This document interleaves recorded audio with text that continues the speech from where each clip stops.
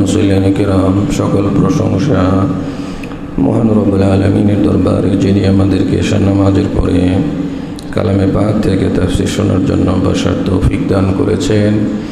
মহান রব্বুল আলামিনের দরবারে শুকরিয়া আদায় করছি, বলছি আলহামদুলিল্লাহ। সূরা আল ইমরানের তাফসীর চলছে। কোরআনে কারীমের একটা আয়াত, আর একটা হচ্ছে তরজমা, আর একটা হচ্ছে তাফসীর। যে ব্যক্তি কোরআনে কারীমের একটি হরফ পড়বে তার আমলনামায় 10টি নেকি লেখা হবে। আলিফ লাম মিম পড়লেই তার আমলনামায় 30টি নেকি লেখা হবে। আর যে ব্যক্তি তরজমা পড়বে তার আমলনামায় আরও অধিক সওয়াব লেখা হবে, এবং যে তাফসীর পড়বে অগণিত সওয়াব তার আমলনামায় লেখা হবে। কারণ কেউ যদি কোরআনের তরজমা না করত তাহলে নামাজ কি, রোজা কি, হজ কি, যাকাত কি, এগুলি আমরা জানতাম এরকম একটা আসছে। যেমন এখন যদি চায়না ভাষায় এক ব্যবসায়ীর কাছে একটা চিঠি দেওয়া হয়, চায়না থেকে মাল আনছে, তো চায়না ভাষায় তাকে দিছে, দেওয়ার পরে সে আর বুঝতেছে না যে কোনটার কী রেট, কারণ ওই ভাষা তো সে জানে না। তখন এই দোকানদার মুসিবতে পড়বে কি না? দোকানদারের বড় মুসিবত, যেখানে কিছুই লেগে নেই, কী করব, এই মাল কেমনে কী করব। তেমনিভাবে ওই তরজমা জানি চায়না ভাষা যে জানে তার কাছ থেকে শিখছে যে এটার এত দাম, এটা এইভাবে বেচতে হবে, এটার এটাই কাজ। কোরআন আসছে কিন্তু আমরা কেউ এর অর্থ জানি না, তখন কি হবে? তো এই জন্য অর্থ অবশ্যই জানতে হবে, আর এর ব্যাখ্যা অধিক জানতে হবে, অন্যথায় কিছুই বোঝা যাবে না। কোরআন নাজিলের যে মাকসাদ সেটাই বোঝা যাবে না, যেহেতু আমরা আরবি না। তো কোরআনে কারীমের তাফসীর সূরা আল ইমরান থেকে চলছে। আজকে আমরা 66 নং আয়াত থেকে আমরা তাফসীর শুনবো ইনশাআল্লাহ। মা কানা ইব্রাহিমু ইয়াহুদিয়্যান ওয়ালা নাসরানিয়্যান ওয়ালাকিন কানা হানিফান মুসলিমা ওয়া মা কানা মিনাল মুশরিকিন।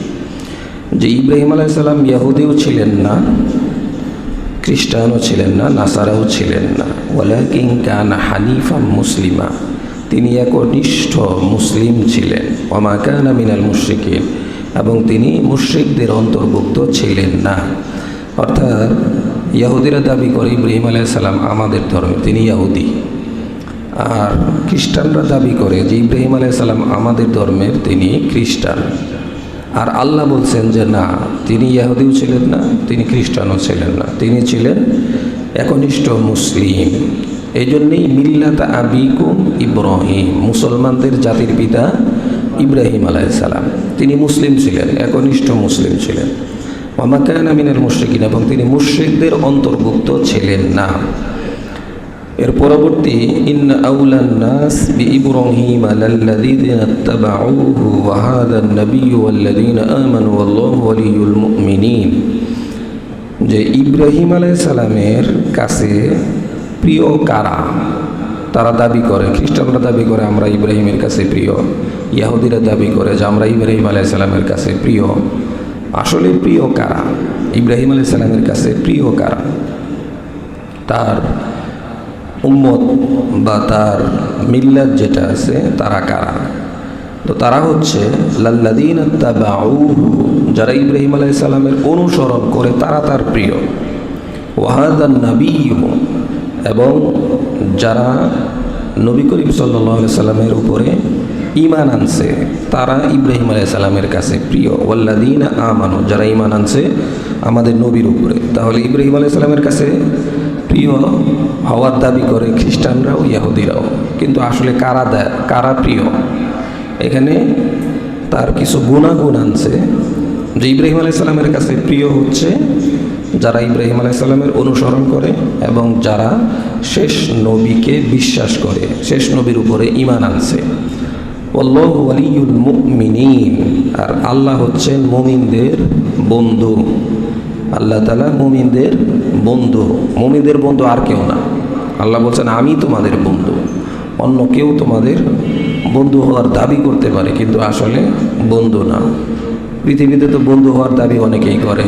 এখন তো দোস্ত বন্ধু সবাইকেই মানুষ কি বলে, দোস্ত বলে, কিন্তু আসলে কতটুকু দোস্ত না দুশ্মন? বন্ধু দাবি করে কিন্তু দেখা যায় যে তার ক্ষতি করে। তো আল্লাহ তাআলা বলতেছেন যে মুমিনদের বন্ধু আমি আল্লাহ নিজেই মুমিনদের অভিভাবক। তো এখানে ইহুদিদের কিছু চরিত্র ফুটিয়ে তোলা হয়েছে। ইহুদিরা কি চায়, খ্রিস্টানরা কি চায়? ওয়াদ্দা তাইফাতুম মিন আহলিল কিতাব লাউ ইউদিল্লুনাকুম, যে আহলে কিতাব যারা, তাদের ইচ্ছা হচ্ছে লাউ ইউদিল্লুনাকুম, যাতে করে তোমরা পথভ্রষ্ট হয়ে যাও। এটা হচ্ছে আহলে কিতাবদের ইচ্ছা। এখন আহলে কিতাব কাদেরকে বলে? গত সপ্তাহে আমরা যারা ছিলাম তারা হয়তো বা শুনছি। আহলে কিতাব হচ্ছে যে আসমানের কিতাবের অনুসারী। এখন আসমানি কিতাব কতগুলি? 114টি। তার মধ্যে বড় হচ্ছে 4টা, আরগুলি হচ্ছে ছোট ছোট। তাওরাত, জাবুর, ইনজিল এবং কোরআন, এই 4টা হচ্ছে বড়।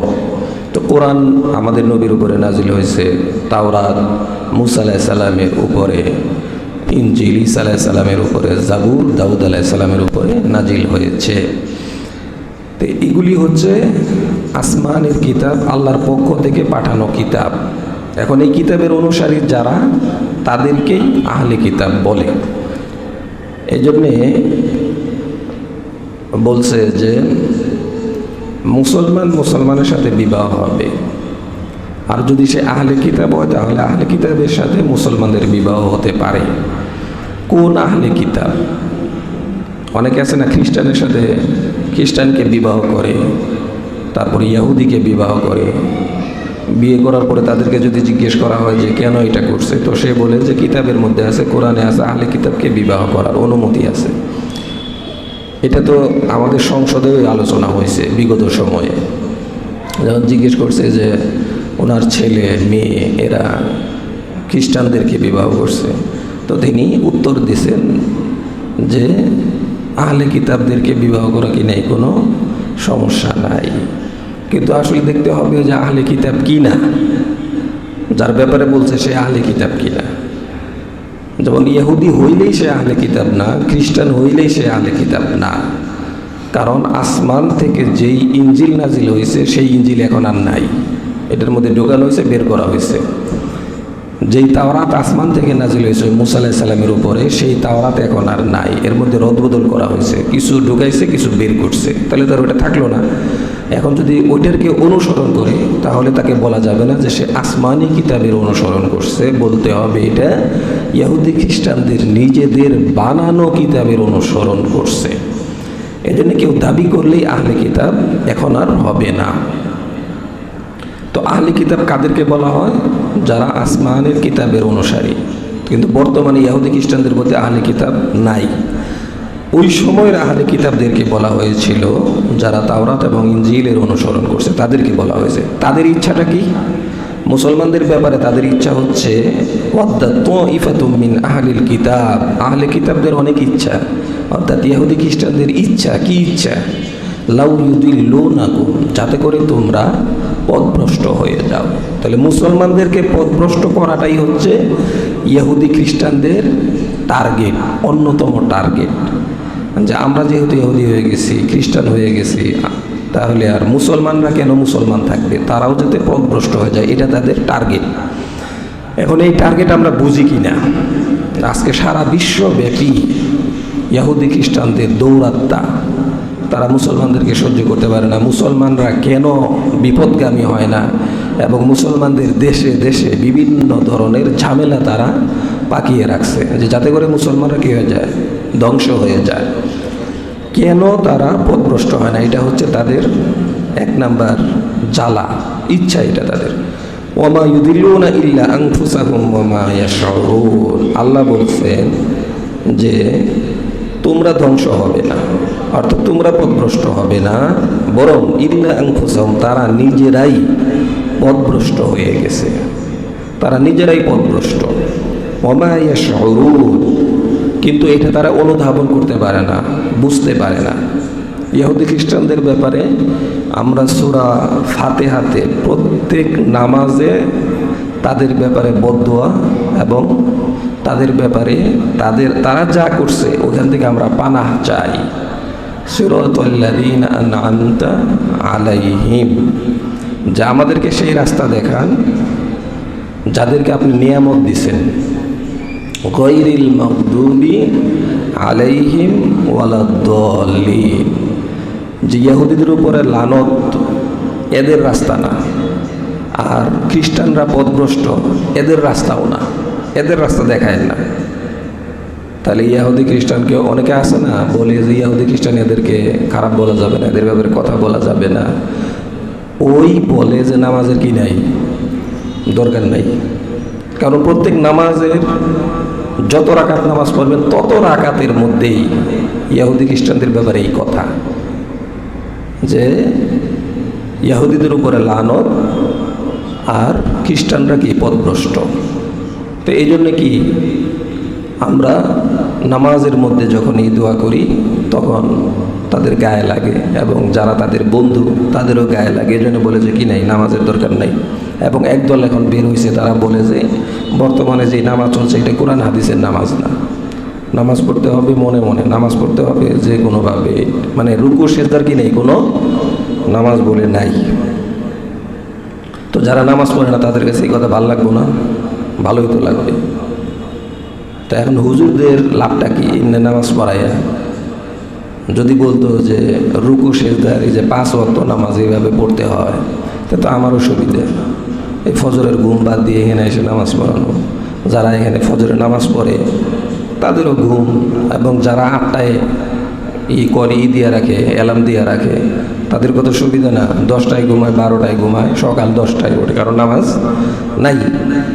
তো এটা তো সবার জন্যই সুবিধা ছিল, তো হুজুরদের জন্যও তো এটা সুবিধা ছিল। তো কেন এই কষ্ট করে এই কাজটা করবে? অর্থাৎ তারা বলতেছে এই ধরনের নামাজ বলে নাই। তো কিছু মুসলমানও তাদেরকে সায় দিচ্ছে, ইয়া আহলাল কিতাব, হে আহলে কিতাব, লিমা তাকফুরুনা বিআয়াতিল্লাহ, কেন তোমরা আল্লাহর নিদর্শন সমূহকে অস্বীকার করো? ওয়া আনতুম তাশহাদুন, অথচ তোমরা নিজেরাই সাক্ষী। আল্লাহ যত নিদর্শন দিছে, বনি ইসরাইল আল্লাহ কত নিয়ামত দিছে, তাদেরকে লোহিত সাগর পার করে দিছে, এবং মুসা আলাইহিস সালামকে মুজিজা দিছে, তাদের গোত্রে হাজারো নবী প্রেরণ করছে আল্লাহ তাআলা। এই যে এত নিদর্শন তোমাদের জন্য, এরপরেও কেন এগুলি অস্বীকার করো? সেই কথা আল্লাহ তাআলা বলতেছেন, ইয়া আহলাল কিতাব, হে আহলে কিতাব, লিমা তাকফুরুন, তোমরা কেন অস্বীকার করো বিআয়াতিল্লাহ, আল্লাহর নিদর্শন সমূহকে, ওয়া আনতুম তাশহাদুন, অথচ তোমরা নিজেরাই এগুলির সাক্ষী। তোমাদেরকে আল্লাহ তাআলা এত নিদর্শন দিয়েছেন, অথচ তোমরা এগুলিকে অস্বীকার করতেছ। ইয়া আহলাল কিতাব, হে আহলে কিতাব, লিমা তালবিসুনাল হক্ক বিল বাতিল, কেন তোমরা সত্যের সাথে মিথ্যাকে মিশ্রণ করে ফেলো? ওয়া তাকতুমুনাল হক্ক ওয়া আনতুম তা'লামুন, অথচ সত্য যেটা সেটা তোমরা জানো। ওয়া আনতুম তা'লামুন, আর যদি তোমরা জানতে এই বিষয়টা কত মারাত্মক অপরাধ। হে আহলে কিতাব, তাহলে আহলে কিতাবদের ব্যাপারে অনেকগুলি আলোচনা হয়েছে, যে বিভিন্নভাবে আল্লাহ তাআলা তাদেরকে সম্বোধন করে কথা বলছেন। আজকে আমরা পেলাম যে তাদের ইচ্ছা হলো মুমিনরা যাতে পথভ্রষ্ট হয়ে যায়। তাদের 2 নম্বর ব্যাপারে 2 নম্বর বিষয়ে আলোচনা আল্লাহ তাআলা যেটা করছেন সেটা হচ্ছে যে তারা আল্লাহর নিদর্শন সমূহ অস্বীকার করে। 3 নম্বর হচ্ছে আল্লাহ তাআলা বলছেন যে কেন তোমরা সত্যের সাথে মিথ্যাকে মিশ্রণ করো, অথচ তোমরা এটা জানো যে এটা হক, সত্যটাও পরিষ্কার মিথ্যাটাও পরিষ্কার, অথচ তোমরা সত্যের সাথে মিথ্যাকে মিশ্রণ করে ফেলছো। তো এটা হচ্ছে ইহুদি খ্রিস্টান আহলে কিতাব যারা, তাদের কাজ। আর আমাদের মুসলমানদের মধ্যে এরকম আছে কিনা যে যারা সত্যের সাথে কি করে মিথ্যাকে মিশ্রণ করে ফেলে? সারাদিনে যদি 100টা কথা বলে তার মধ্যে যদি 10টা সত্য বলে, 10টার সাথে সাথে 20টা কি করে মিথ্যা বলে।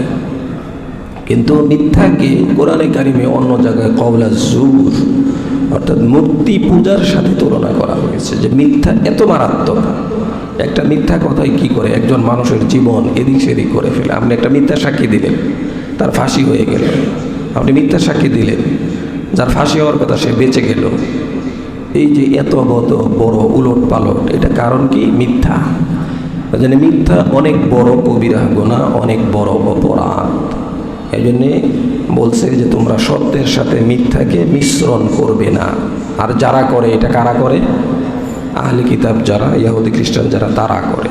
আর এই সমস্ত কাজ থেকে আমাদেরকে বিরত থাকতে হবে। وقالت طائفة من أهل الكتاب آمنوا بالذي أنزل على الذين آمنوا وجه النهار واكفروا آخره لعلهم يرجعون। আহলে কিতাবদের থেকে আরেকটা দল আছে, তারা কি করে? তারা বলে যে তোমরা ঈমান আনো বিল্লাযী উনজিলা আলাল্লাযীনা আমানু, অর্থাৎ তোমরা ইসলামকে বিশ্বাস করো কতক্ষণ পর্যন্ত? ওয়াজহান নাহার, না মানে দিন, অর্থাৎ দিনের অগ্রভাগে সকালে তোমরা ঈমান আনো আর সারাদিন এভাবেই থাকো, ঈমানদার হিসেবে থাকো। ওয়াকফুরু আখিরাহু, আর কুফুরি করো আখিরাহু, দিনের শেষে যায়, দিনের শেষে তোমরা কুফুরি করো। লাআল্লাহুম ইয়ারজিউন, আর যাতে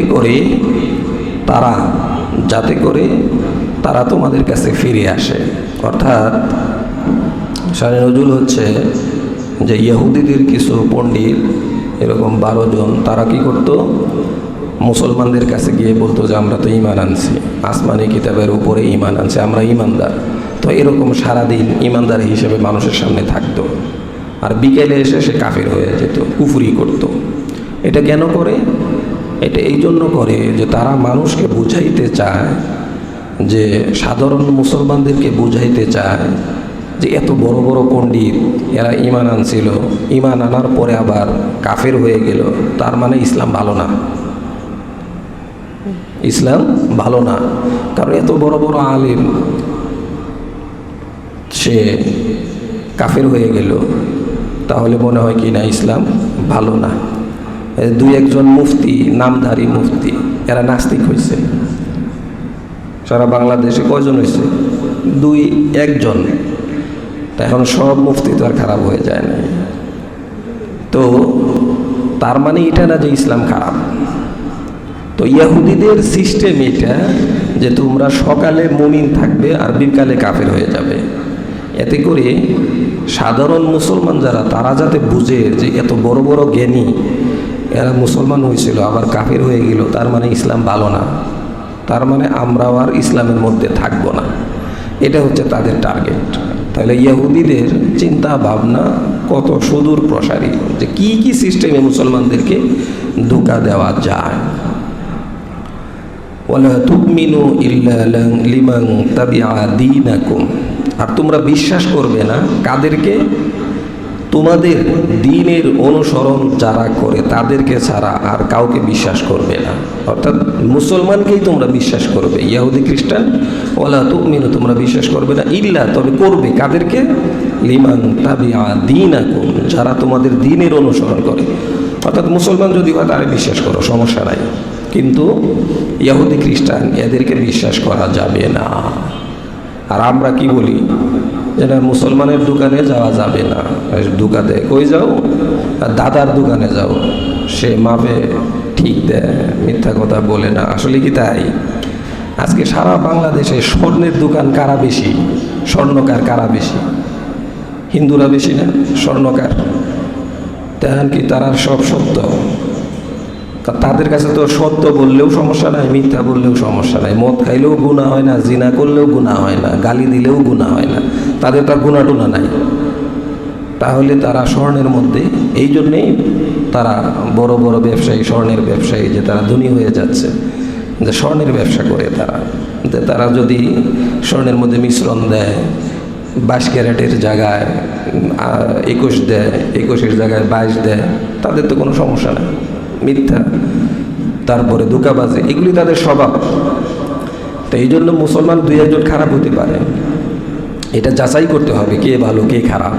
কিন্তু এইভাবে বলা যাবে না যে মুসলমান খারাপ, চলো আমরা ইহুদি খ্রিস্টানদেরকে বন্ধু বানাই, তাদের কাছে যাই, কারণ আল্লাহ তাআলা জায়গায় জায়গায় তাদের কথা বলছেন, ওয়ালা তুমিনু, তাদেরকে বিশ্বাস করো না, ইল্লা লিমান তাবিআ দীনাকুম, তোমাদের দ্বীনের অনুসরণ যারা করে অর্থাৎ মুসলমান যারা, তাদেরকে বিশ্বাস করো। কুল ইন্নাল হুদা হুদাল্লাহ আইয়ুতা আহাদুম মিথলা মা উতিতুম আও ইউহাজ্জুকুম ইনদা রাব্বিকুম। কুল ইন্নাল হুদা হুদাল্লাহ, যে নিশ্চয়ই হেদায়েত হচ্ছে আল্লাহর রাস্তা, যেটা সেটাই হচ্ছে হেদায়েত, আল্লাহই হেদায়েত দিতে পারেন। আইয়ুতা আহাদুম মিথলা মা উতিতুম আও ইউহাজ্জুকুম ইনদা রাব্বিকুম, অর্থাৎ আল্লাহ তাআলা যদি তোমাদেরকে কিছু দান করেন তাদের মতো বা তাদের থেকে একটু ভালো, অথবা তোমাদের প্রভুর পক্ষ থেকে যদি কোনো কিছু তোমাদেরকে দেন, তাহলে সেই ক্ষেত্রে তারা হিংসা করে, ইহুদি খ্রিস্টানরা, যে আমাদের উপরে নবী আসছে, মুসলমানদের উপরেও নবী আসলো। যেমন ইসমাইল আলাইহিসসালামের বংশের আমরা, তো তারা ইসহাকের বংশের দাবি করে, তো তারা মানে এই হিংসার কারণে এটা, এবং তারা মনে করে যে আমরা ইহুদি খ্রিস্টান যারা, তারা তো আমরা হাসরের মাঠে ধরা খেয়ে যাব আর মুসলমানরা নাজাত পেয়ে যাবে, এই জন্য তারা হিংসা করে যে তাদের মতো যদি আল্লাহ তাআলা মুসলমানদেরকে কিছু দান করেন অথবা তাদের থেকে বেশি, অথবা যদি আল্লাহর পক্ষ থেকে কোনো অনুগ্রহ দেওয়া হয়, তাহলে তারা হিংসা করে মুসলমানদের ব্যাপারে, যে এইটা কেন আল্লাহ দিলেন মুসলমানদেরকে। তো শেষ বিজয় তো হবে মুসলমানদেরই, শেষ বিজয় যেটা সেটা মুসলমানদেরই হবে। এবং এখনও যদি মুসলমানরা এক হয়ে যায়, তাহলে মুসলমানদের সাথে পারে এরকম কোনো শক্তি পৃথিবীতে এখনও হয় নাই। এটা হলো সময়ের ব্যাপার, মুসলমানরা অবশ্যই এক হবে, তখন মুসলমানরা বিজয়ী হবে, এটা সময় সাপেক্ষ। কুল ইন্নাল ফাদলা বিয়াদিল্লাহ, আর নিশ্চয় অনুগ্রহ যেটা সেটা আল্লাহর হাতে। অনুগ্রহ, দান, রহমত, এগুলি সবই আল্লাহর হাতে। আসলে অনুগ্রহ কি? নবুয়ত দেওয়া এটা অনুগ্রহ, কাউকে মাফ করে দেওয়া এটা অনুগ্রহ, সুস্থ থাকা এটা আল্লাহর পক্ষ থেকে অনুগ্রহ, বিবি বাচ্চা ভালো থাকা এটা আল্লাহর পক্ষ থেকে রহমত, বরকত, এগুলি অনুগ্রহ। ইউক্তিহি মান ইয়াশা, আল্লাহ তাআলা যাকে ইচ্ছা তাকে এটা অনুগ্রহ দান করেন। আল্লাহ ওয়াসিউন, প্রশস্ত, আলিম, মহাজ্ঞানী। ইখতাসসু বিরহমাতিহি মান ইয়াশা, তার রহমত আল্লাহ তাআলা খাসভাবে নির্দিষ্ট করে যাকে ইচ্ছা তাকেই দান করে, যাকে তাকে আল্লাহ তাআলা রহমত দান করেন না। যার উপরে আল্লাহর দয়া হয় তিনি তার উপরে রহমত দান করেন। আল্লাহু যুল ফাদলিল আযীম, আল্লাহ তাআলা হচ্ছেন মহান অনুগ্রহের অধিকারী, তিনি অনুগ্রহ করতে পারেন, তিনি ছাড়া আর কেউ অনুগ্রহ করতে পারেন না। তো আজকে এই পর্যন্তই আমরা ইহুদি খ্রিস্টানদের সম্পর্কে জানলাম যে তাদের ইচ্ছা কি, তারা কি চায়, মুসলমানদেরকে কিভাবে তারা ধোঁকা দিতে চায়, এবং তারা এই যে মিশন তাদের, এটা আজকে থেকে না। রাসূল সাল্লাল্লাহু আলাইহি ওয়াসাল্লাম যখন মক্কায় আসছেন, এরপর থেকেই যে আবু তালেব, জাফর ইবনে আবু তালেব, তিনি নাজ্জাশী বাদশার কাছে গেছিলেন। তো ইহুদি খ্রিস্টানদের একটা দল আগেই, আমর ইবনুল আস এরা যারা ছিলেন, তারা আগেই মুসলমানদের ব্যাপারে ওই বাদশাকে সচেতন করছে যে এরকম মুসলমান আছে, তারা এই করে, তারা বাপদাদা ধর্ম বাদ দিয়ে নিজেদের আরেকটা নতুন ধর্ম গ্রহণ করছে। অথচ নাজ্জাশী বাদশাহ এই সমস্ত সব ঘটনা শুনে মুসলমানদেরকেই পুরস্কৃত করছেন এবং তিনিও ঈমান আনছিলেন। তো এই জন্য মুসলমানদেরকে কেউই দমিয়ে রাখতে পারে নাই, বর্তমানেও পারবে না এবং ভবিষ্যতেও পারবে না। কিন্তু আমাদেরকে শক্ত ঈমানওয়ালা হইতে হবে। আমরা যদি ঈমানের বলে বলিয়ান হই, তাহলে শয়তানও ধোঁকা দিতে পারবে না, ইহুদি খ্রিস্টানরাও ধোঁকা দিতে পারবে না।